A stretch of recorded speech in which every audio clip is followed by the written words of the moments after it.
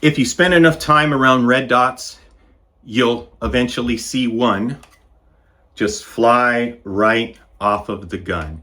That happened with this guy twice last year. I made a video about it, so I'll link that video down in the description if you want to check it out. But basically, in that video, I talk about the OEM plate, the CZ OEM plate that I was using when both times that and the screws ended up breaking, and then the new plate that I got to replace it, and that's the impact machine plate. In that video, I show the fitment of each, and you'll see that the OEM plate, it doesn't fit tightly. It moves. The impact machine plate fits real snug, and there's absolutely no movement. And personally, I'm not an engineer, but I figure those tiny little screws that we use to mount this stuff to our guns, they can't take a lot of shear force, right? And if there's any movement, any movement this way, that's going to transfer to those screws, and eventually they're going to break. And like I said, the second time that it happened was after 4,000 rounds. And for those of you that are going to say, oh, you use those cheap Chinese screws, I didn't. I was using the screws that I got from McCaster, I think it's called. I may not be pronouncing that right. But anyhow, Scott sent me his plate from Impact Machine last year in October. Since then, I've shot a total of 19,000 rounds.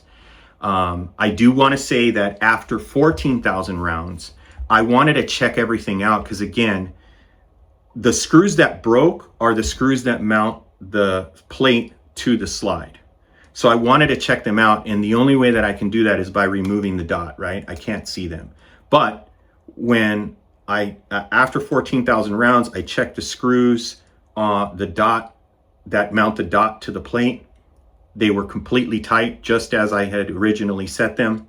It had the zero, it held zero the entire time. And then to my surprise, when I removed the optic, the small screws that mount the plate to the slide were not loose. They were completely tight. I took that opportunity to take everything apart, clean it all up, and replace all the screws. That's something that I'm actually going to start doing, and I honestly recommend everyone to do it. And for me, my schedule is going to be every 10,000 rounds. So in another 5,000 rounds, I'll take everything apart, clean it up, and then replace all the screws. Even though I think I could wait a lot longer, eventually I think those screws are going to break. And that's whether you have the optic mounted, it's like a direct mount. I always hear and I see the arguments online, oh, direct mount is the way. I've seen plenty of direct mount screws break or loosen up and the optic go flying.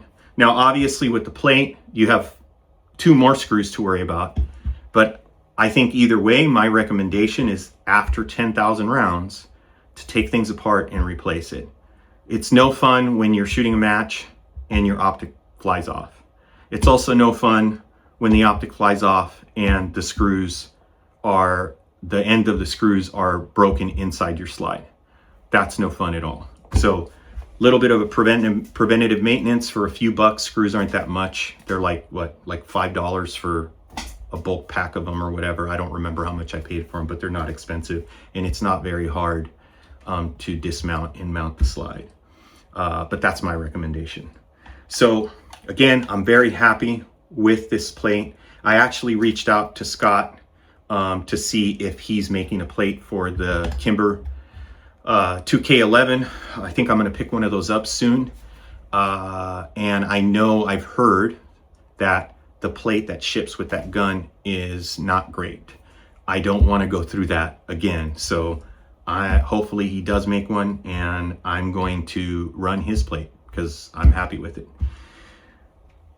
Hopefully this video's you find it interesting or helpful. If you have any questions or comments, throw them down below. I think I'm pretty good at responding to all of them. And also, if you have any ideas for videos, if you have any questions or topics that you want me to cover, I have a little bit more time on my hands now, so I plan on doing more videos like this. But again, throw them down below. As always, guys, I really appreciate you guys following my channel. Hopefully I'll see you out on the range.